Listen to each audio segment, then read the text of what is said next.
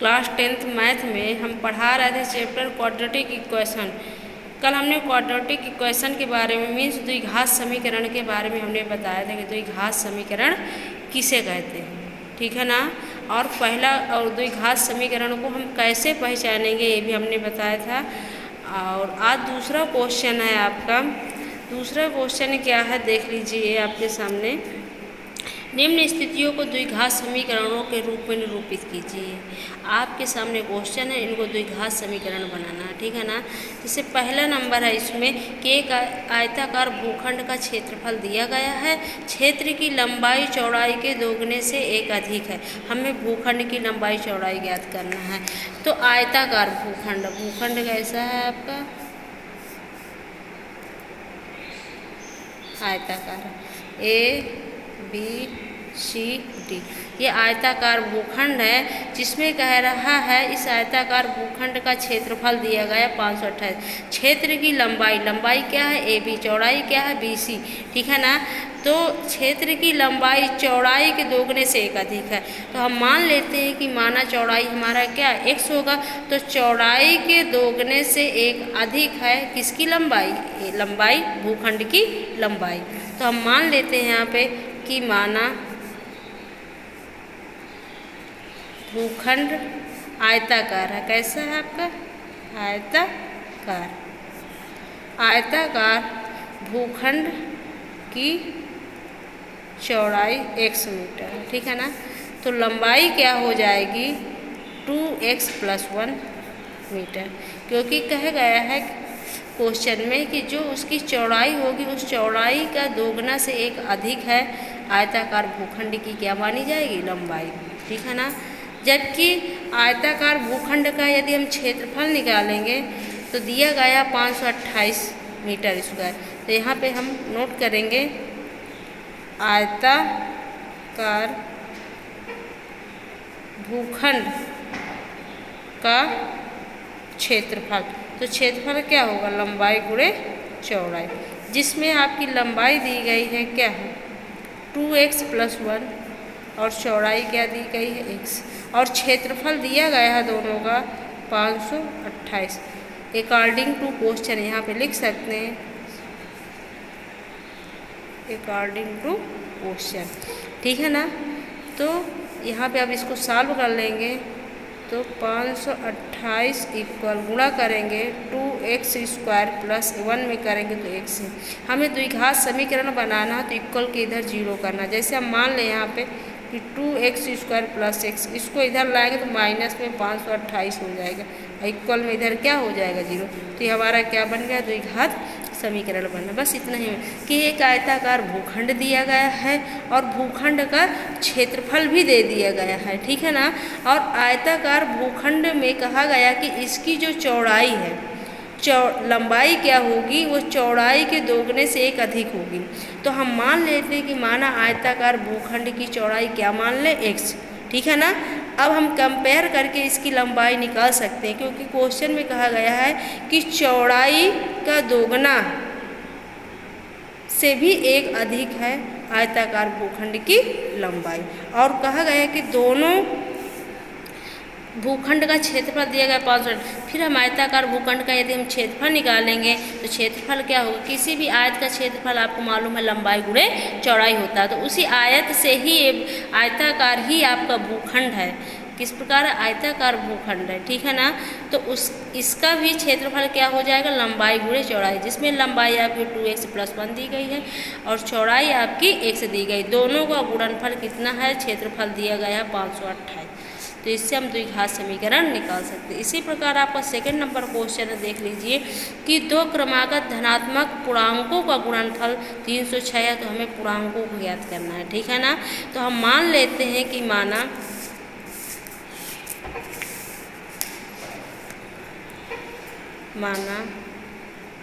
पहला धन पूर्णांक x, ठीक है ना।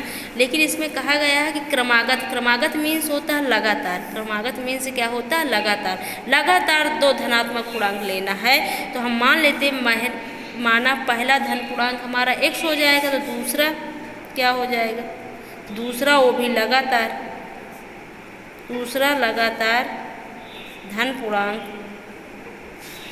x+1 हो जाएगा, ठीक है ना, ये हो जाएगा। और दोनों का गुणनफल कितना कह रहा है क्वेश्चन में कि दो क्रमागत धनात्मक पूर्णांकों का गुणनफल 306। तो हम नीचे लिख सकते हैं कि दोनों पूर्णांकों का, यानी दो लगातार पूर्णांक दिए गए हैं, उन दोनों पूर्णांकों का गुणनफल 306 के बराबर है। तो हम यहाँ पे लिख सकते हैं कि according to question, according to question के अकॉर्डिंग हम कर सकते हैं कि दो क्रमागत पूर्णांकों का गुणनफल, दो क्रमागत पूर्णांक क्या है आपके x+1, इन दोनों का गुणनफल किसके बराबर है 306 के बराबर है, ठीक है ना। अब गुणा कर देंगे तो x² + x हो जाएगा, इक्वल इधर कितना हो जाएगा 306।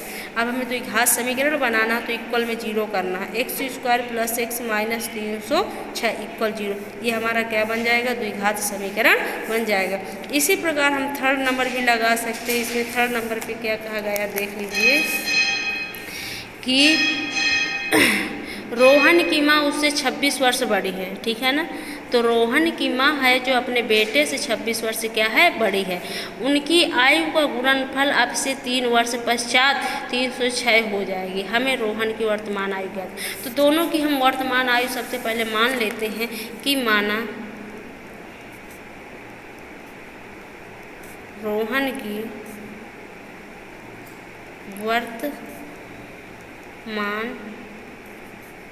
वर्तमान आयु 100 वर्ष, ठीक है ना। तो माना रोहन की वर्तमान आयु क्या मानेंगे 100 वर्ष, और उसकी माँ की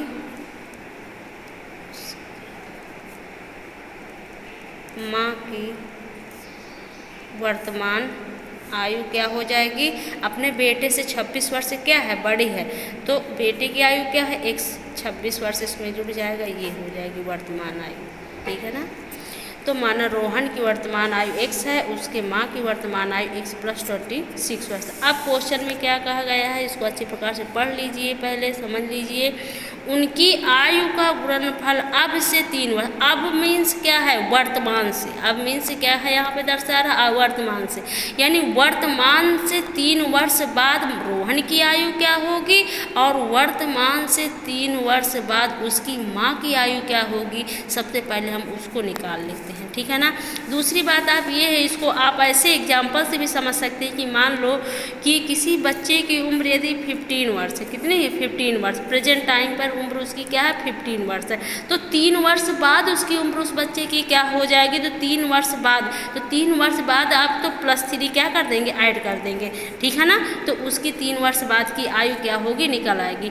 इसी प्रकार इसमें भी हमें देखना कि रोहन की 3 वर्ष बाद आयु क्या हो जाएगी। तो यहाँ पे हम लिख सकते हैं कि रोहन की 3 वर्ष बाद, रोहन की 3 वर्ष बाद आयु क्या हो जाएगी, तो x + 3, यानी वर्तमान में +3 ऐड कर देंगे, ये हो जाएगी इतने वर्ष।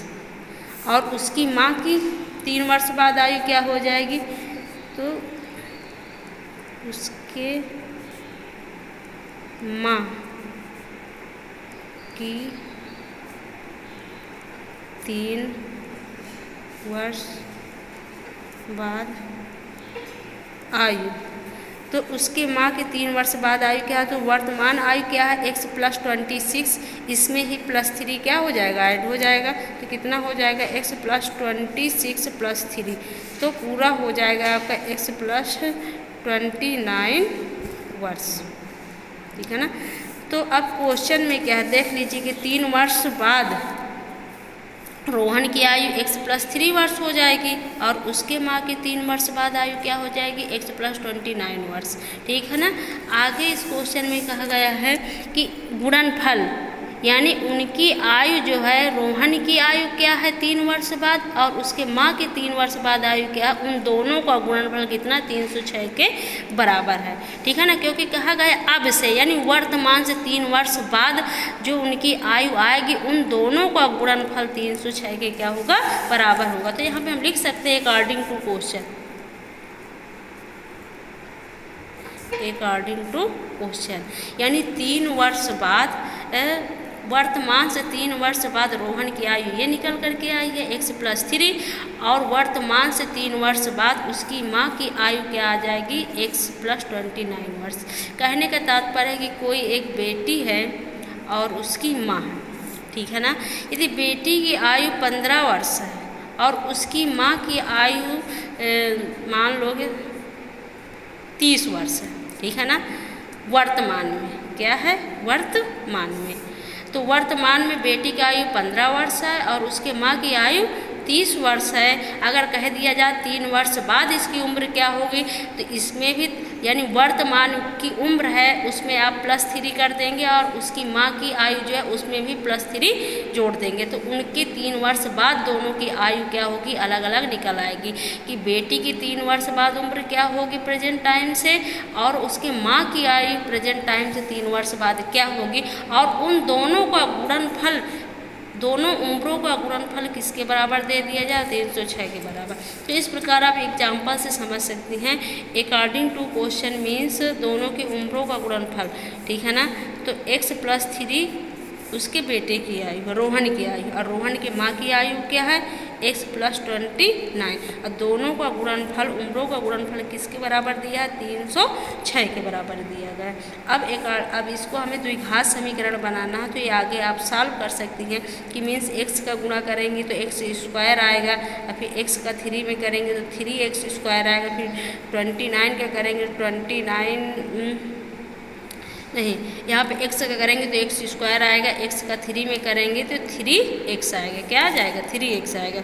अब +20 का करेंगे तो 29x हो जाएगा, अब प्लस का 29 का 3 में करके रखेंगे, फिर आगे किसके बराबर करेंगे 3। अब फिर क्या करेंगे, इसको इक्वल के इधर पूरी वैल्यू ले आएंगे, इक्वल में क्या कर देंगे, 0 कर देंगे। जब इक्वल में 0 कर देंगे तो हमारा क्या बन जाएगा, एक तरह से द्विघात समीकरण। सिर्फ हमको यहाँ पे द्विघात समीकरण ही बनाना है, ना कि उसको सॉल्व करना है। इसी प्रकार आपका इसी में दूसरे में आपके फर्स्ट सेकंड थर्ड 3 क्वेश्चन हुए हैं। एक क्वेश्चन आपका और है, वो ट्रेन से जुड़ा हुआ है कि एक रेलगाड़ी 480 किलोमीटर की दूरी समान चाल से तय करती है। यदि इसकी चाल 8 किलोमीटर प्रति घंटा कम हो जाती है तो उसी दूरी को तय करने में, डिस्टेंस सेम है, तय करने में 3 घंटे अधिक लेती है, तो रेलगाड़ी की चाल ज्ञात कीजिए। मान लीजिए कि कोई ट्रेन की सामान्य चाल x किलोमीटर, तो x किलोमीटर प्रति घंटा यदि उसकी चाल है तो 480 किलोमीटर जाने में लगा समय, दूरी बटे चाल निकालोगे, सीधी सी बात है, ठीक है ना। तो वो टाइम निकल के आएगा। यदि उसकी स्पीड कम कर दी जाए, स्पीड क्योंकि कह रहा है यदि इसकी चाल यानी उसी ट्रेन की चाल 8 किलोमीटर प्रति आवर से क्या कर दीजिए, जब स्पीड कम होगी तो टाइम आपका ज़्यादा लगेगा, क्योंकि समय वो दूरी आपकी दोनों के लिए सेम है, ठीक है ना। चाल उसकी क्या है, अलग अलग है, और दूरी क्या है, सेम। उसी दूरी को एक अलग चाल से तय करेगी, एक उसी दूरी को एक उससे कम चाल पर तय करेगी। तो जो जिसकी चाल ज़्यादा होगी उसका समय क्या होगा, कम लगेगा। जिसकी चाल कम होगी उसको समय गाड़ी को क्या है, उसी दूरी को तय करने में ज़्यादा। इस प्रकार इस क्वेश्चन को समझ करके लगाना है। जैसे देख लीजिए कि हम थोड़ा से इसमें बता दें, क्वेश्चन नंबर आई यानी आपका ये चौथा क्वेश्चन। हम मान लेते हैं कि माना रेलगाड़ी की सामान्य चाल x किलोमीटर प्रति घंटा, मान लो ये डिस्टेंस है, कितनी दूरी है, 480 किलोमीटर है, ठीक है ना। ट्रेन यहाँ से चलना शुरू करती 480 किलोमीटर और उसकी स्पीड क्या है, x किलोमीटर प्रति घंटा है। तो यहाँ पे लिखोगे कि 480 किलोमीटर रेलगाड़ी को जाने में लगा समय, समय बराबर क्या होता है, दूरी बटे चाल। समय बराबर क्या होता है, दूरी बटे चाल। हमें समय इससे ज्ञात हो जाए, क्या निकल के आ जाएगा, समय। जबकि उसकी दूरी क्या है, 480 और चाल क्या है, x। ये आवर्स, यानी इतना टाइम लगेगा। यानी समान चाल यदि है, उस समान चाल से 480 किलोमीटर दूरी तय करने में कितना समय लग रहा है? 480/x hours. ठीक है ना। अब उसी दूरी, यानी दूरी क्या है आपकी? 480 ही किलोमीटर की दूरी है और उसकी स्पीड कम कर दीजिए। उसकी स्पीड के समान चाल से कह रहा है, इसमें देख लीजिए कि यदि इसकी चाल 8 किलोमीटर प्रति घंटा कम कर दी, सामान्य चाल x है, इसी में से कंपेयर करके x - 8 किलोमीटर प्रति घंटा हो जाए इसकी स्पीड। ठीक है ना। तो यहाँ पे आप क्वेश्चन में ही लिखोगी कि यदि रेल गाड़ी की चाल 8 किलोमीटर प्रति घंटा कम कर दी जाए, अर्थात चाल आपकी क्या हो जाएगी? x - 8 किलोमीटर प्रति घंटा इसकी चाल हो जाएगी। ठीक है ना। और दूरी आपकी क्या? 480। तो नीचे लिखोगे कि 480 किलोमीटर जाने में लगा समय, मीन्स उस दूरी वही है, उसी दूरी को चलने के लिए आपकी स्पीड क्या की जाती है? कम की जा रही है। ठीक है ना। तो रेलगाड़ी की चाल 8 किलोमीटर प्रति घंटा कर दी जाए, अर्थात उसकी नई चाल अगर निकालोगे तो x - 8 किलोमीटर प्रति घंटा हो जाएगी। तो तब 480 किलोमीटर जाने में लगा समय क्या हो जाएगा? दूरी बटे चाल, वही फार्मूला आपका लगेगा। तो टाइम, दूरी आपकी क्या दी है? वो सेम है, 480 किलोमीटर है, और चाल आपकी क्या है? x - 8, चाल उसकी कम हो गई। ठीक है ना। तब जाने में कितना टाइम लगता है? ये टाइम लगता है। ठीक है ना, पहुंचने में। अब अकॉर्डिंग टू क्वेश्चन यहाँ पे लिखोगे,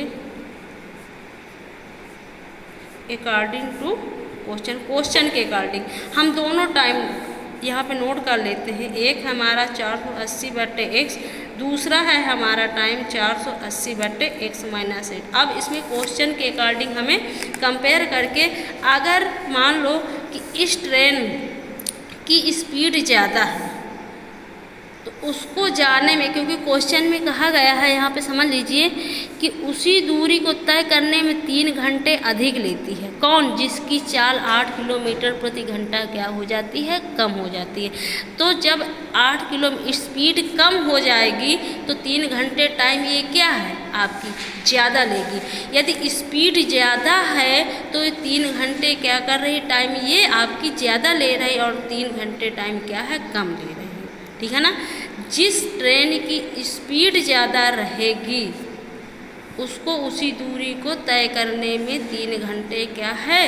कम टाइम लग रहा है, और जिसकी स्पीड कम है और उसी दूरी को तय करने में 3 घंटे समय क्या लग रहा है? ज़्यादा। यानी 3 घंटे ये कम टाइम ले रही है और ये 3 घंटे क्या है? ज़्यादा टाइम ले रही है। तो समय दोनों आपस में बराबर नहीं है। या तो हम -3 करें या तो इधर +3 करें, तब हमारा दोनों टाइम क्या होगा? इक्वल, क्योंकि यहाँ पे हम समय को क्या कर रहे हैं? बराबर कर रहे हैं।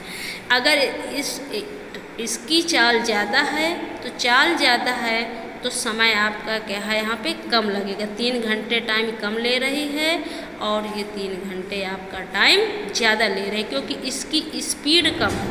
जब स्पीड कम है तो समय ज़्यादा लगेगा, जब स्पीड ज़्यादा है तो समय कम लगेगा। ठीक है ना। 3 घंटे कम ले रही है, 3 घंटे ज़्यादा ले रही है। तो या तो जो ज़्यादा है 3 घंटे, या तो -3 करें या तो इधर क्या करें? +3 करें। तो इधर हम +3 करे दे रहे हैं, इक्वल करे दे रहे हैं, दोनों का टाइम बराबर होगा। अब इसको हम सॉल्व कर लेते हैं। कैसे?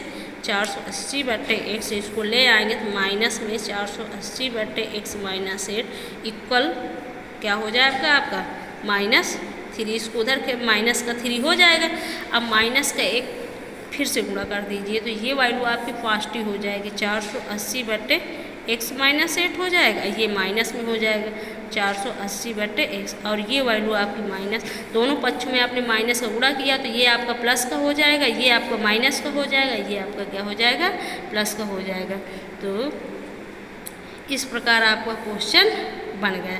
अब इसको आप सॉल्व कर लीजिए एलसीएम लेकर के, x-8 आएगा और एक सॉल्व करके आप आगे द्विघात समीकरण क्या कर लीजिए, प्राप्त कर लीजिए। ठीक है ना। तो ये दूसरा क्वेश्चन आपका समाप्त हो रहा और इन्हीं सवालों को होमवर्क के रूप में आप दोबारा समझकर ज़रूर लगाइए और कॉपी में नोट करिए। धन्यवाद।